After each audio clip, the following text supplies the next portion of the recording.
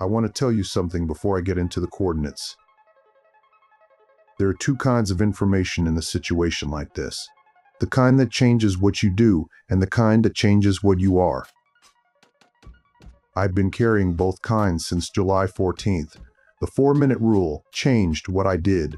The 2 columns in my notebook changed what I did.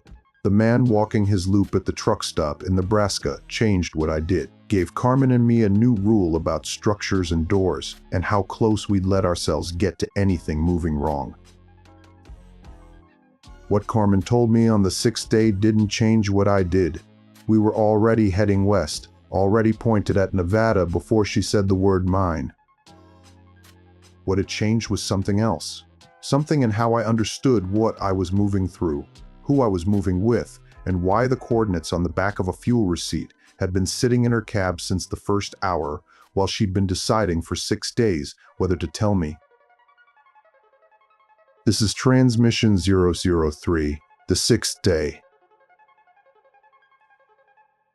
She told me at noon, which was when she told me most things, noon or just after, the point in any driving day where the morning routine has settled and the afternoon hasn't started demanding attention.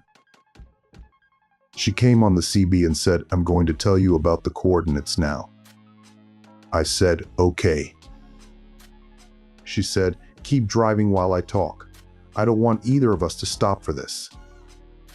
I said, "Okay." She said, "I need you to not ask questions until I'm done. I've got it in a certain order in my head, and if I have to stop and answer something, I might not get through all of it." I said, "Okay." So she talked, and I drove, and I held every question I had in a line in my head, in the order they arrived, and when she was done, I asked them in that order because it seemed like the right way to honor what she'd asked of me. Here's what she said, as close to her exact words as I can get it. "The facility is a mine, or it was built as a mine. The paperwork says extraction site, mining operation, federal land use permit, the whole structure of a legitimate dig. In practice, what it was is what everything built on federal land in the middle of nowhere eventually turns out to be, which is something else wearing the clothes of what it says it is on paper."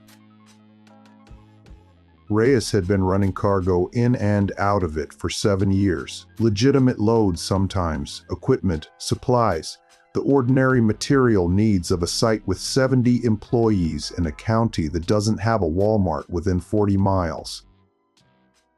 And then the other loads, the sealed ones, no manifest, cash, twice a year, take the weight and the smell and the fact that nothing about the load matches what a mining operation would logically need, and file all of it under "not my problem." She'd run 2 of those loads. The first one she'd almost asked about, because the smell was enough to notice and not enough to place. And she'd been in this business long enough that a load she couldn't categorize by smell bothered her the way a road I couldn't read by feel would bother me. But Reyes was reliable, the money was good, and not asking was easier than whatever came after asking, so she hadn't asked. The second load was the one she needed to tell me about. She ran it 14 months before July 14th. Same route, same sealed trailer, same setup, but the weight was wrong, not heavy, wrong the way you'd expect if it were ore or equipment, light wrong. The trailer weighed less than it should have for its volume, the way you feel when you pick up a box expecting it to be full and find it mostly air. She'd noted this the way she noted everything, in the column in her head where she put things she wasn't going to ask about, and she delivered it and taken the cash and driven away. 3 weeks later, Reyes called her on the CB. Not dispatch, not a text, a personal call on a frequency they'd used for years. He said, "That load you ran for me, you notice anything about it?" She said she noticed it was light. He said it was lighter than the one before because the one before was a full set, and this one was a transfer. movement of material between storage sites. He said this without explaining what material, and she said this without asking, and then he said, if anything ever goes wrong, Carmen, I mean anything unusual, get moving and don't stop for anything with walls. And she'd said, what unusual? And he'd said, you'll know it when it's unusual, and then he'd hung up. She said, I didn't think about that call for 14 months. I filed it the same way I filed the smell and the weight, under not my problem. And then the alert started at 3:47 in the morning on July 14th, and I thought about it immediately before I was even all the way awake. She gave me the coordinates then, read them off the fuel receipt over the CB while I wrote them in my notebook. Nevada, high desert, the coordinates placing it on the eastern slope of a low range I knew by sight, but not by name. I'd driven past that range 100 times on I-80 without ever having a reason to go toward it. She said, I don't know what's there now. I don't know if Reyes is there or if the facility is still running or if there's anyone left who was part of it. I know it's where the loads came from and where they went back to, and I know that whatever started on July 14th, that's where it was before it was anywhere else. And I need to see it. I can't tell you why exactly, except that I've been not asking questions about it for 14 months, and not asking doesn't work anymore. There's nothing left to protect by not asking. She stopped. I heard her exhale on the radio, the sound of someone who'd been holding something for days, finally letting the breath out slowly. The way you'd breathe if you'd been carrying something heavy and someone had offered to help you put it down. I asked my questions in the order I'd lined them up. I asked, the smell. What did it smell like? She said, not bad, that's what made it strange. It didn't smell like chemicals or preservatives. It smelled like, she paused, like something underground, not surface earth, like something that had been in the dark for a very long time. I asked, how long did you drive with that load? She said, 11 hours, overnight. She'd cracked the cab window once around 3 in the morning, and the smell had been stronger then. Not overwhelming, just there. I asked, you feel fine since then? She said, 14 months and nothing I can point to. Though I've thought about those 11 hours more times in the last 6 days than in the 14 months before. I asked, why go toward it? Why west? She said, because going away from it hasn't given me an answer, and I'd been driving for 6 days, because Reyes told me to. Because, she paused again, longer this time, because if I have a piece of what happened, and it's all that's left of what happened, I want to know what it was, a piece of. Even if knowing doesn't fix anything. Even if knowing is just knowing. I said, okay. She said, you're still coming with me. It wasn't a question. I said, I don't have anywhere else to go. Which was true, and also not the whole truth. I think she knew both of those things the same way I did. We turned west. This is an automated message from the Federal Emergency Management Agency. All previous guidance remains in effect. Citizens should shelter in place. Military operations are ongoing. No additional guidance is available at this time. This message will repeat. Turning west on I-80 felt different than I expected it to. I'd come east on this road for 6 days. I knew it in the direction it ran that way. The grade changes, the quality of light coming from behind me in the morning, the mile markers counting down as I moved away from Sacramento and Reno, and everything the first day had been. Going west put all of that in reverse.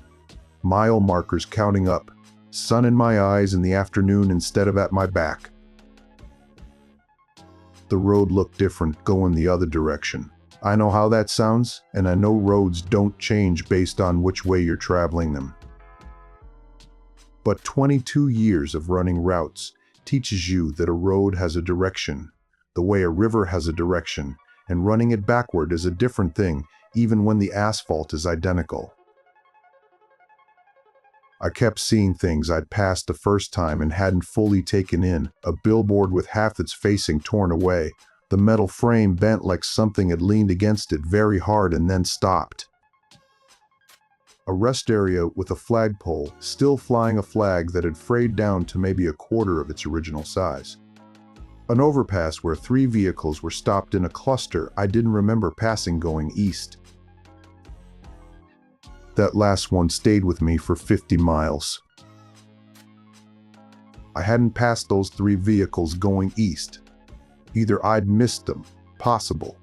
The overpass came up fast, or they hadn't been there on the first pass. And if they hadn't been there on the first pass, then they'd moved at some point between July 14th and now. I left it there without finishing the thought about what it meant. I've been doing this more since the man at the Nebraska truck stop, letting something imply itself and not completing the implication, letting the evidence sit in its own column before drawing a line under it. I think it was a way of managing what I already knew. If I didn't complete the thought, I could keep the thought and the evidence for it in separate parts of my head, which was more comfortable than what happened when you put them together. Carmen drove 50 yards ahead. We'd switched positions, her leading, me following, because she knew the route and I didn't. A small thing and a practical thing that changed the dynamic in a way neither of us talked about. For 6 days I'd been setting the pace. Now I was following someone else's taillights. I noticed this the way I'd noticed the mile markers going backward, and let it sit without examining it too closely.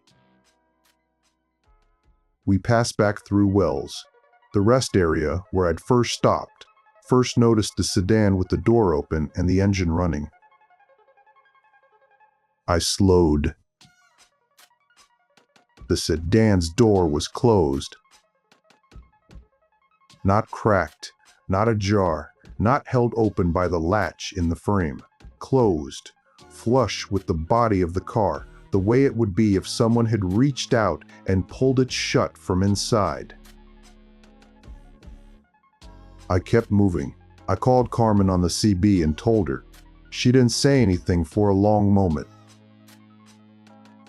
Then she said, "You're 4 minutes wherever we stop, every stop." I said, "Yeah." She said, "Hector, I need you to tell me if you start feeling different." I said, "You'll be the first." We drove in silence for a while after that. Not the comfortable silence we developed over the last 2 days. This one had an edge to it, a quality of 2 people who'd just been reminded of something they'd briefly managed to push to the background. The CB stayed quiet for almost an hour. I watched the road and watched Carmen's taillights 50 yards ahead and thought about doors that close on their own and whether that was a thing I could find a way to believe. It wasn't really. I knew it wasn't. I just wasn't ready to finish the thought. We crossed into Nevada. The landscape changed the way Nevada always changed when you came at it from the east. The high desert announcing itself gradually, the elevation rising in a way you felt in the truck's engine before you saw it in the terrain, the sage getting lower and sparser until it was just pale earth and rock, and the occasional Joshua tree standing in the middle distance like something that had decided to be here and meant it. I'd driven this stretch maybe 60 times in 22 years. I knew its moods. Today it was clear and dry and hot and looked exactly like itself, which was the thing I kept coming back to on every stretch of road we covered going west. It all looked exactly like itself. Nothing had changed at the surface. The horror, if that's what it was, had happened underground and in sealed containers and in diners and rest stops, not out here on the open desert where the light came from every angle at once, and there was nowhere anything could hide. I thought about something in the ground that had been there before anything alive had ever been on the surface above it. I thought about 60,000 years of nothing, and then humans arriving and building mines and drills going down until they hit something that had been waiting in the dark long enough that waiting wasn't even a concept it had anymore. Just existence, and then not existence, and then the oxygen getting in. I drove. Carmen came on the CB after the long silence. She said, "Thank you for not asking me more questions than you did. About the loads." I said, "It's not my place." She said, "It kind of is. You're the one driving west with me." I said, "You told me what I needed. You'll tell me the rest when you need to tell it." She didn't say anything for a moment. Then, "That's either very generous or very careful." I said, "Little of both." Another silence. Then, coming through the radio with a faint crackle of distance between us, "Yeah." We drove. We found Simone on the morning of the 7th day. Not at a truck stop or rest area. On the road itself. On a stretch of I-80 through the Nevada high desert, where the landscape commits to a flatness so complete that objects a mile away still look small when you reach them. She was on the shoulder, walking west. Carmen saw her first. She slowed down, which slowed me down, and then she stopped, which stopped me. I sat in the cab and watched through the windshield, a figure on the shoulder, stopped walking, turned to face us, not moving. Standing still on her own terms. She'd heard the trucks and chosen to stop, not been stopped by anything. That was the first thing. The second thing was that she waited. She didn't wave, didn't run toward us, didn't signal urgency. She stood and waited with her hands visible, a deliberate display, the way you'd stand if you'd had time to think about what a safe approach looks like from both directions. Carmen didn't get out. I got out, fire extinguisher in hand, same as always. I walked up the shoulder toward her, staying on the gravel, closing the distance slowly. She was younger than me by a decade at least. Dark skin, close-cut hair grown out past its last cut and pushed back with a strip of fabric from what had probably been a shirt. Backpack on one shoulder, jacket zipped, despite the heat, shifting her weight from foot to foot the way someone shifts when they've been walking long enough that standing still is no longer actually rest. She had a rock in her right hand, not a small one. She held it the way I held the extinguisher, low, ready. Not threatening, but not hidden. "You haven't stopped it anywhere with walls," she said, not a question. 6 days, I said. She nodded, the nod of someone hearing their own conclusion confirmed, not new information. 7 for me, she said.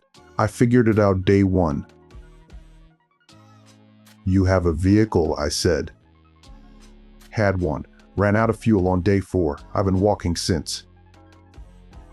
"How far have you walked?" 43 miles, she said. The number was exact in a way that told me she'd needed it to be exact. Not 40, not roughly 43, a number she'd been counting because counting was how she'd been managing the distance. I believed her. I believed her the way I'd believe Carmen's questions outside Wells, not because of the content, but because of how it came out. No performance in it, just the worn-down precision of someone for whom accuracy had stopped being a choice and become the only thing left that was fully hers. A performance gives you the details that matter. A person gives you the ones that don't. 43 miles, not 40, not roughly 43, because rounding down would have been a small lie and she wasn't in the business of those anymore. "You know where you're going," I said. "Yes," she said, And the way she said it, not a destination she was hoping for, one she'd argued herself into, made me ask the next thing even though I hadn't planned to. "Where?" I said. She looked at me for a moment, then passed me at Carmen's truck, sitting 50 yards back with the engine running and Carmen not getting out. "There's a mine," she said, "about 80 miles from here. I was contracted to analyze samples from it 18 months ago. I think that's where this started." I stood on the shoulder of I-80 with the Nevada sun flat on the back of my neck. "What's your name?" I said. "Simone," she said. "Simone Adeyemi." I said, "Get in the truck." Carmen came on the CB before Simone had her seatbelt on.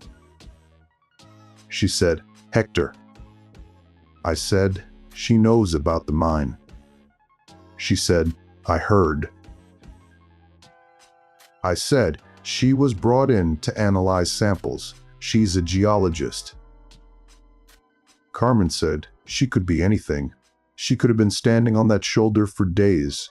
She could have been out there since before we had the rule, before we knew about the ones that get back up and..." She stopped. I said, "She knew the rule. She stopped walking when she heard us. She waited. She had her hands visible." Carmen said, "That's not enough." I said, "It was enough for you. 200 yards on I-80 in Nebraska. We came at each other the same way. I didn't ask you for more than that." Silence. Then, "That was different."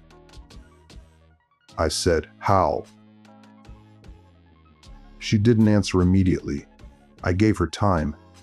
In the passenger seat, Simone sat looking straight ahead, clearly listening and courteous enough to pretend otherwise. Carmen said, "I don't know yet. Let me figure out how." I said, "Okay." She said, "She knows about the mine, Hector." I said, "Yeah." She said, "That's not coincidence. We're 80 miles from the coordinates, and she's walking toward them." I said, "I know." She said, "You don't know if that's good." I said, "No, I don't. Are you coming?" Long pause, the pause of a decision being made rather than words being found. She said, "I'm coming." Her taillights pulled out 50 yards behind me, steady. I said to Simone, "The woman in the truck behind us is Carmen. She's careful." Simone said, "That's reasonable." I said, "She's not wrong to be careful." Simone said, "I know, I'd be the same.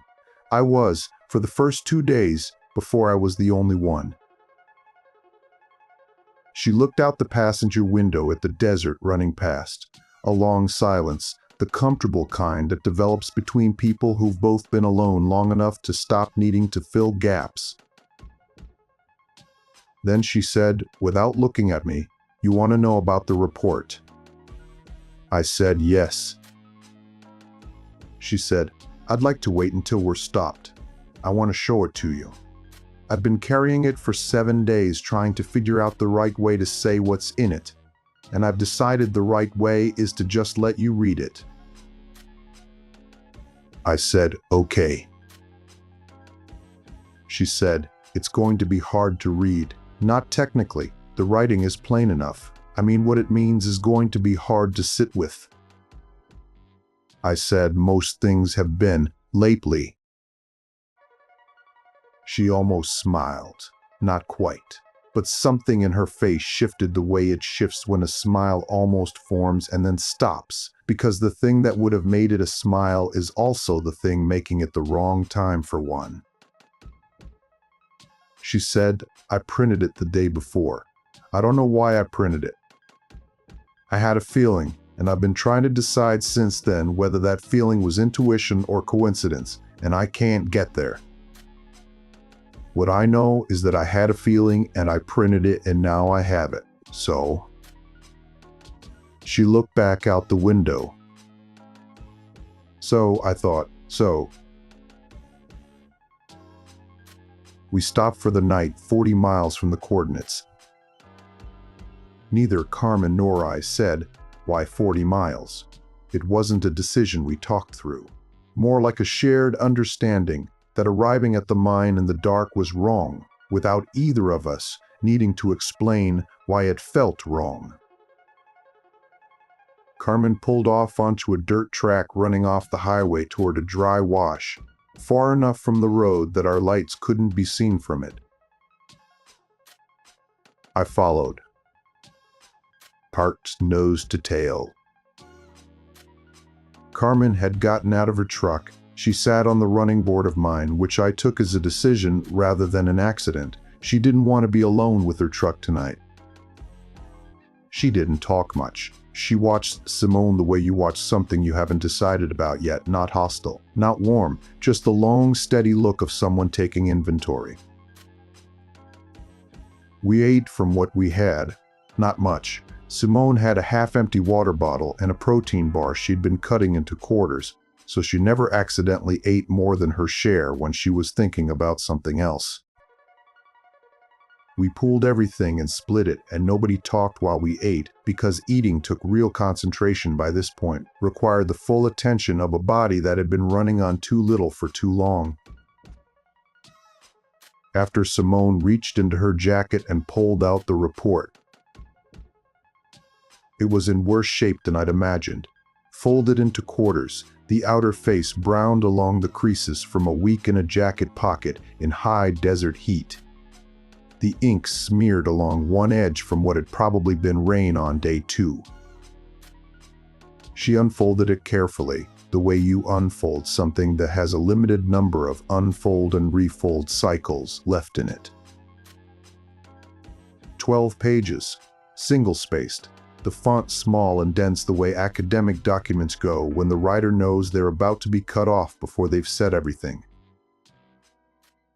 She handed it to me. I read it by the light of a small flashlight she passed over without being asked, which told me she'd done this before. Read it herself in the dark, probably, on nights she needed to confirm what it said was real. I'm going to tell you what it said, in the order it said it. Order matters. You already know this about me. The mine had been operational for 11 years before Simone was contracted. Copper extraction officially. Production numbers were real enough. The paperwork held. The payroll cleared. The federal lease renewed without issue. But 3 years into operation, a drill team hit an anomalous layer at depth. A layer that didn't match the surrounding geology. Didn't match any formation that should have existed at that depth in that region. Didn't match anything in the geological survey run before the mine opened. The layer was organic. I read that twice. Simone watched me read it twice without saying anything. Not mineral, not rock, not any geological formation with a name. Organic material, biological in structure, cellular in organization, preserved in a layer that, based on the surrounding geological context, predated the oldest confirmed life on Earth by a factor Simone had written in scientific notation because the number in full was too large to sit in the sentence as words. Her report said the material was alive, not metabolically active, not consuming resources or producing waste or doing anything visible from the outside, but structurally at the level she called cellular architecture. The material was alive in the way a seed is alive before it germinates, all the machinery of life present and intact, suspended, waiting for a condition that would start the process. The condition, her report said, was atmospheric oxygen. I put the flashlight down. Carmen, from the running board. What? I said, it's biological. The layer they found, it was dormant, and oxygen started it going again. Carmen didn't say anything. 14 distribution sites. I thought about. I put the flashlight down a second time. I hadn't realized I'd picked it back up. I thought about the word distributed, about what distributed means when the thing being distributed is alive and has been woken up by air and the people distributing it don't know that, or don't know what it means, or have decided not to know. I thought about 14 sites across the country. I thought about samples in sealed crates on climate-controlled trucks, reactivating slowly in the dark, and what communicative meant in the next paragraph when Simone used it to describe how active material passed the process to dormant material nearby. I said to Simone when they extracted the samples, when they brought them above ground. She said the extraction took 16 months, slow, careful, because the layer was fragile and they wanted it intact. 16 months of bringing material up from below and processing it in above ground facilities and moving it to storage and then to distribution. The reports for the first 14 months of that process are not in my contract documents. I only had access to the endpoint, the samples, as they existed when I was brought in to analyze them. I said, distribution, the sealed loads. She said the company had distributed samples to 14 research facilities across the country before I was contracted. I was the 8th analyst brought in to study site material. The first 7 had their contracts ended before they delivered final reports. I heard Carmen shift on the running board. I didn't look at her. I said, what does distributed mean exactly? How did the samples travel?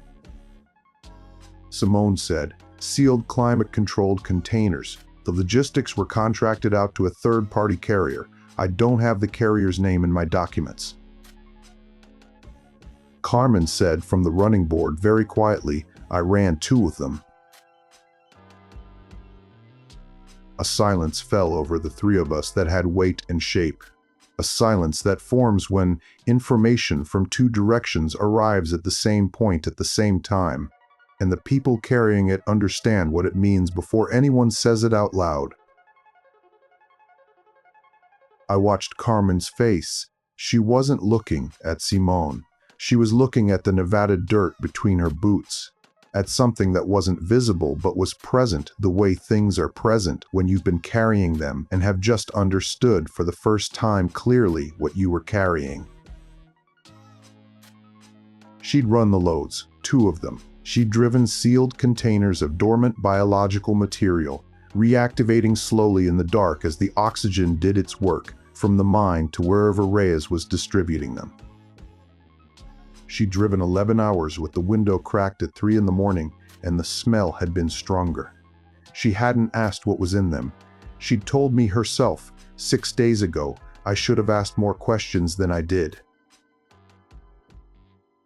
I didn't say any of this. Simone didn't either. We let the silence stay with Carmen and let her have whatever she was doing inside it. After a while, Carmen said, how far did it spread? From the distribution sites. Simone said, my report covers only the mine samples.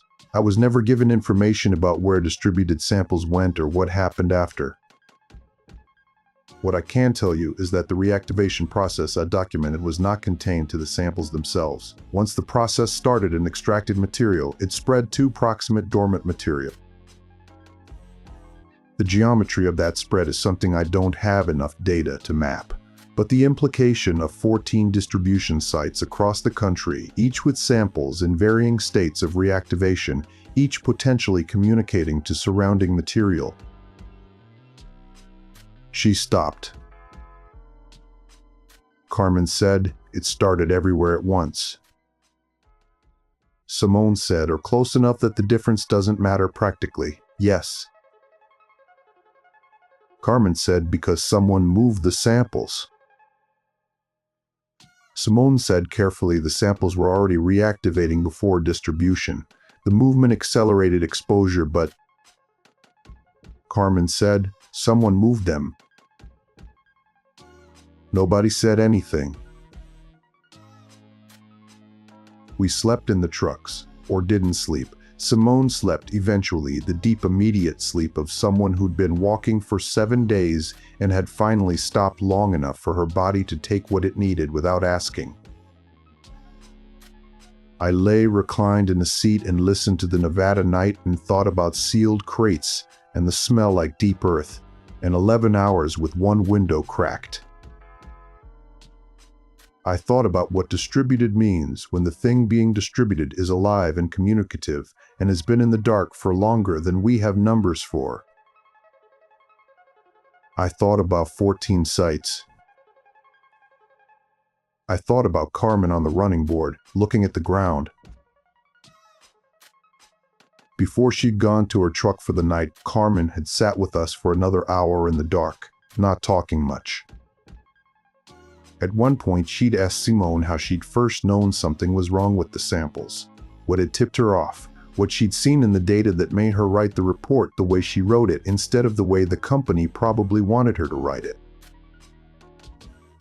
Simone had thought about this for a moment. Then she'd said, "I didn't know something was wrong." That's the honest answer. The samples were anomalous, outside any reference frame I had, but anomalous isn't wrong. Anomalous is just new. I wrote the report the way the data supported because that's what a report is. I didn't know what it meant. I don't think the data can tell you what something means. It can only tell you what it is. Carmen had said, "What did it mean?" Simone said, "I don't know yet. I know what it did.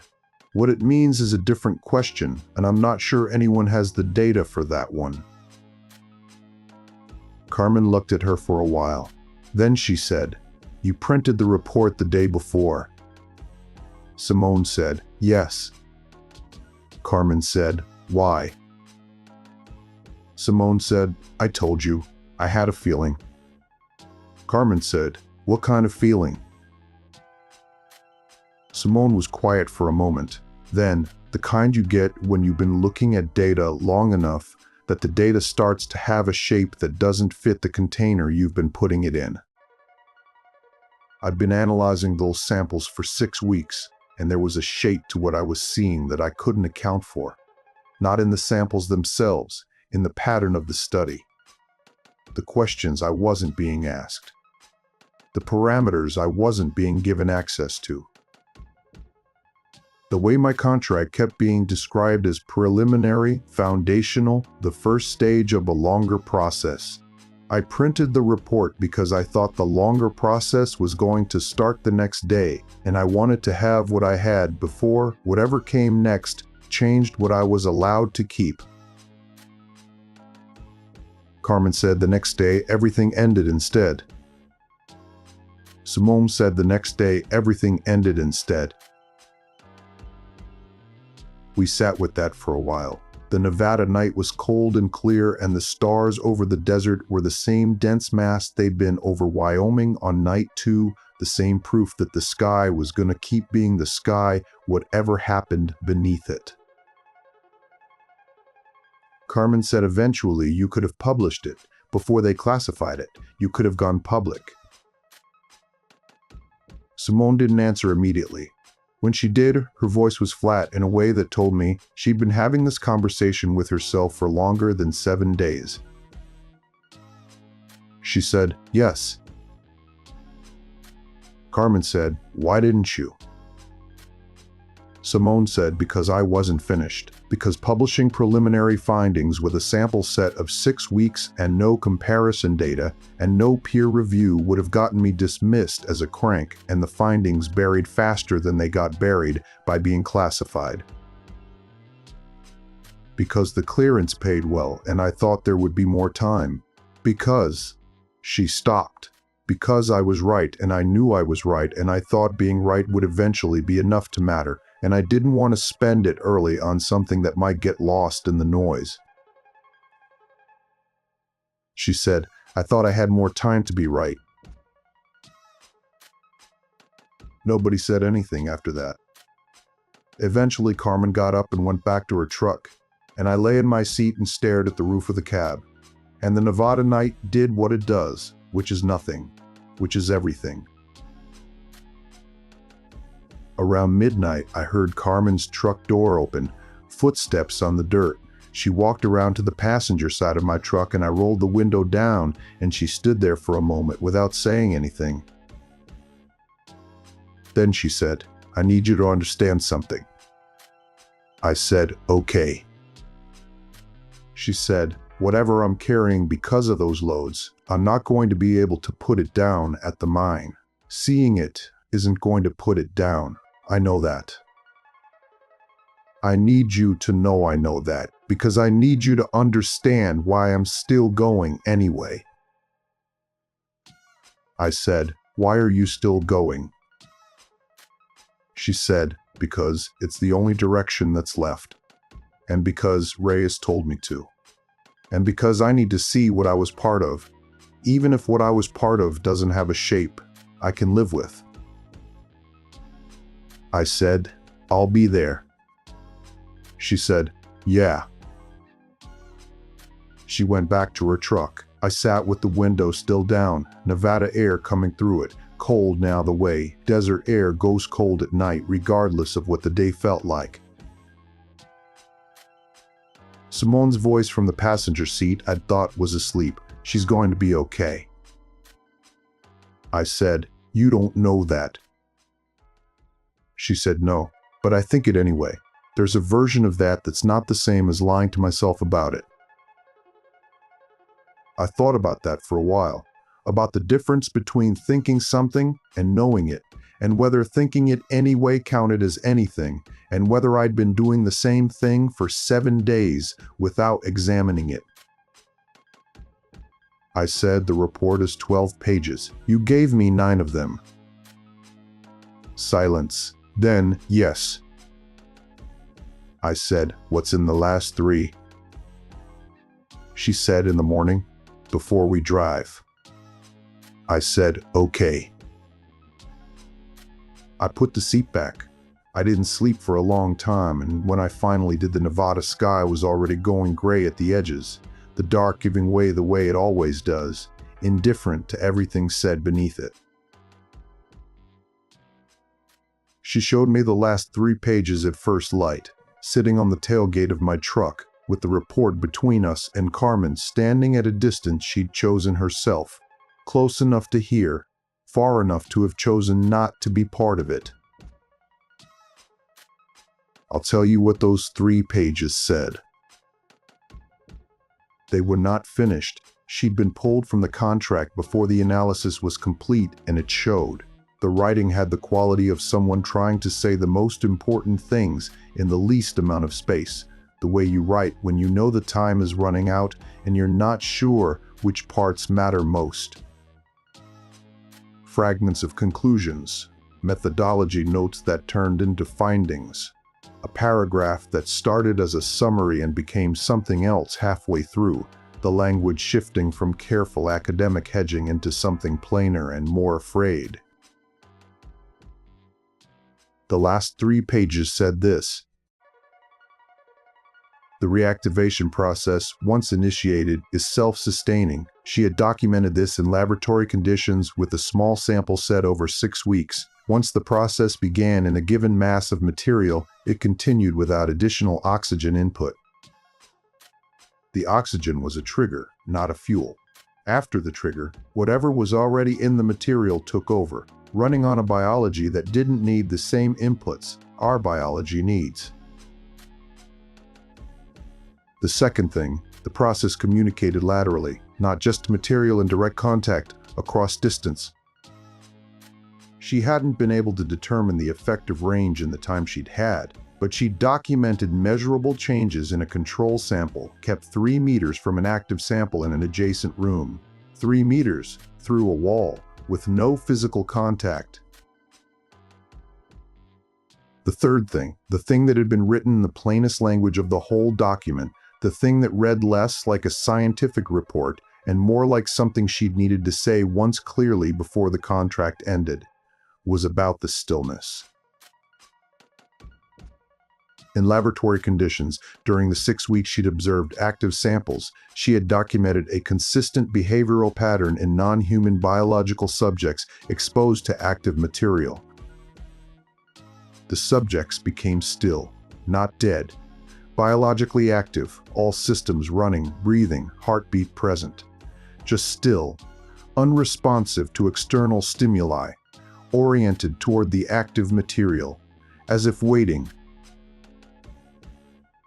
She had written, in the margin of page 11, in handwriting rather than type, "This is not a side effect. I think this is the point." I sat with that for a while. Then I asked her, "What's the point if you had to finish that sentence?" She said, "I've thought about it for 7 days. I think the stillness is a collection process. I think whatever this is, it's been in the ground for longer than life has existed on this surface, and now it's awake, and it's gathering." What it's gathering, what the still people are being gathered into, what that looks like from the inside, I don't know. My data stops at 6 weeks in a controlled environment with small samples. I said, "And the ones that get back up, the ones that start moving again?" She said, "I don't have data on that. That wasn't in the 6 weeks I had. That's something that happened after." I said, "Carmen saw one before we met, a man walking a loop that didn't go anywhere." Simone looked at the last page of the report, the page that stopped mid-paragraph, the sentence that didn't have an ending. She said, "I think it learned. I think whatever the process is, it's adaptive. The stillness rule isn't working perfectly anymore, so the process is adjusting, producing something that moves, because moving is now what survives." I said, "Which means our rule." She said, "Still works better than no rule, but it's not a guarantee anymore if it ever was."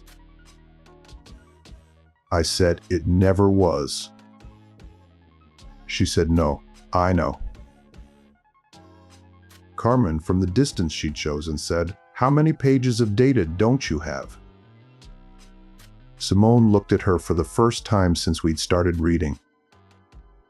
She said, "Most of them. I had 6 weeks. The mine had 11 years of samples before I arrived. Whatever's in the rest of those 11 years of data is still in the facility. If anything at the facility is still in the facility, if anything at the facility is still intact." Carmen said, "That's where we're going." Simone said, "That's where I've been walking for 7 days, yes." Carmen said, "Then let's go." She went back to her truck without waiting for either of us to answer. I heard her engine turn over, heard it settle into its idle, heard the familiar sound of her getting ready to move. I folded the report carefully and handed it back to Simone. She put it in her jacket pocket against her chest, in the place she'd been carrying it for a week. 40 miles, I said. She said, 40 miles. I'm going to stop this recording here. We're moving now, all 3 of us. 40 miles from the coordinates Carmen has been carrying since 3:47 in the morning on July 14th. I want to tell you something I haven't said yet in any of these transmissions, because I've been building to it, and this feels like the place where I've finally built enough.